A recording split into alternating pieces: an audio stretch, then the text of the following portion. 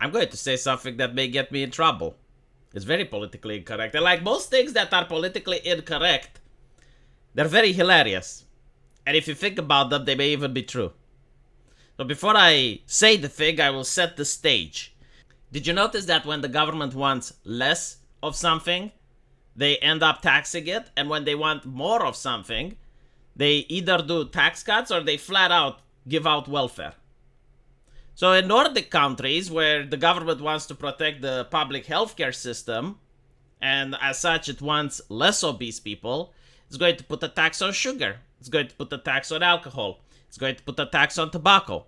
It's going to give tax cuts to the gyms so that the gyms can then give free memberships, or it can even have like flat out government programs that gives money to the gyms to allow people to go in there for free. This is true throughout the entire human history. When the government wants something, it either gets a tax cut or welfare, and when the government wants something less, it puts a tax. Let's talk about single mothers. If the government wants less single mothers, it would tax it. If the government wants more single mothers, it would give welfare. And it's true. No, think about it, right? Like if you were a single father, let's say, and you know that the more you keep it up, the more tax you get, your incentive is going to give me to get married. So yeah, it's very politically incorrect. You're not supposed to say it, but it does make sense because it seems that single women vote for big government. Is that a shock? Is that a revealing thing? I'm not saying it's wrong or not. It's a different way of thinking. You're replacing the father with the government. What is the role of the father? The traditional, the cisgender, heteronormative, patriarchal role of the father. Well, it's to be a provider, and it's not just to provide money and wealth, but it's also to provide security. So this is why the government wants to take away the guns. Like, you don't need to keep yourself safe. The government is there for you. This is why the government demands respect. Well, the father demands respect, right? The government provides, it gives welfare. It passes legislation like child support and alimony, but like nothing in life comes for free, right? There is a payment for this. You gotta vote for the big government. You gotta support the big government, because without the big government, well, who's the father then? It's very interesting because the Nazis used to call it the fatherland, right? It is fascinating. The communists would call it the motherland, though, you know, but it's the same concept. It's like the government is there to take care of you. Interestingly, how in America, it's Uncle Sam. Like, the uncle isn't the person that's supposed to take care of you. Like, he's a nice guy. He's a family member. You see him at Thanksgiving, but usually the uncle just fucks off from the picture. You know, he's there if you really need help, maybe. Sometimes not even that. But it's such a different way of thinking than the Nazis and the commies, which are like the fatherland, the motherland. Right? Like the bosom of the Soviet Union. It takes care of you. But like, as before, the father and the mother, they take away your liberty, and in exchange they give you protection. And once you are trapped, once you rely on that, because this is a very toxic and abusive mother. Like, this mother doesn't want you to go on your own and become independent and do your thing. It wants you to be reliant. So this mother doesn't want you to go to school and learn critical thinking. She will send you to her school where you will learn exactly what she wants you to learn and memorize the stuff that she wants you to memorize. She's not going to allow you to know how to think for yourself. You don't need to think for yourself. The mommy will think for you. Same with the fatherland. In America, things were different. It was a completely different ideology, but now it's not. And the main issue is that the interests of the people in society are so different that you're going to get like two completely opposite parties. Because like, if your interest is, I can't protect myself, I can't provide for myself, I need the government to help me, then you're going to vote for policies that do that. The problem is the government doesn't produce wealth. The government isn't actually the father that goes to work and comes home with the money. The government takes money from other people and gives it to you. So the issue is that the people who have the money taken away from, they don't want to support this system. Because they have their own families at home. They have like their own relatives at home that they want to take care of. But now they have to take care of strangers that they don't know and don't even respect them. Right? Because like the respect doesn't come to the person that is being taxed. The respect goes to the government that redistributes the wealth. So you have like the group of people that are interested in big government for protection and for welfare, and then you have the other people that want liberty.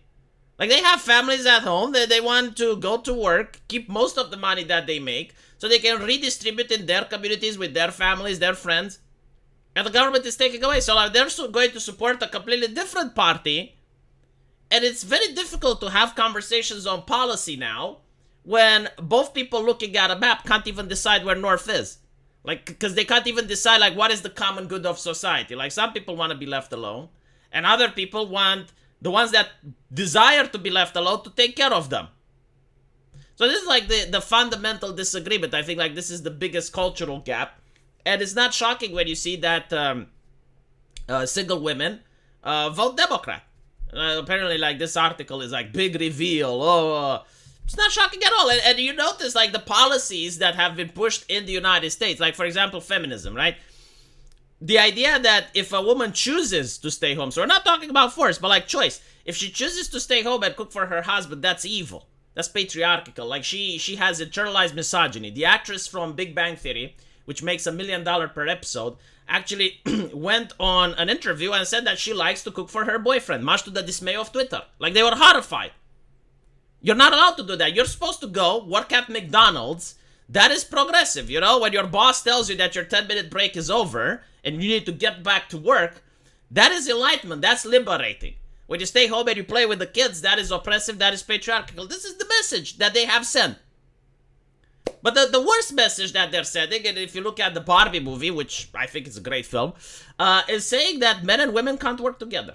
Like they have such fundamental differences that, you know, maybe they can intersect every now and then for some cushy, but other than that, no. See, I believe differently. I believe that men and women are there to complete each other and start families. But this is horrible. You will notice that every single dictatorial regime, the first thing they do is to try to attack the family. Like the family unit is problematic because you can't rely on the government if you have a family. It's more difficult, right? So like they try to make you know, like you need to rely on the state. The state will provide for you. The state is smarter. It has scientists. It has experts. The state is going to be there and give you welfare. The state is going to give you security. It's going to protect your feelings. It's going to do everything in power in order to make sure that you're happy. Other people who can find happiness themselves are the problem. So yeah, this is not revealing at all. It doesn't surprise me. It doesn't shock me. This is why they discourage masculinity, because what is masculinity? Is the ability to be not only independent, but to also take care of others. Right? So like you're the family man. It means that you go to work and you provide for the family. When I was asked like what is a man, I actually knew the definition. I don't know what is a woman, but what is a man I know. A man is a person that if they were to pass away, other people would suffer because of that. And I'm not talking emotionally. I'm talking about like they may actually end up having to sell the house type of suffering. Right? So like you become a man when not only you can take care of yourself, but you can take care of others, and other people rely on you. Like they rely on you to be there and to be able to continue doing what you are doing in order for them to maintain their lifestyle. This is what it is to be a man. The governments don't like this. The perfect employee, by the way, the corporations don't like it either.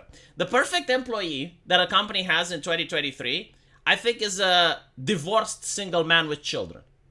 Because when he goes home, he can still answer the letters for the clients.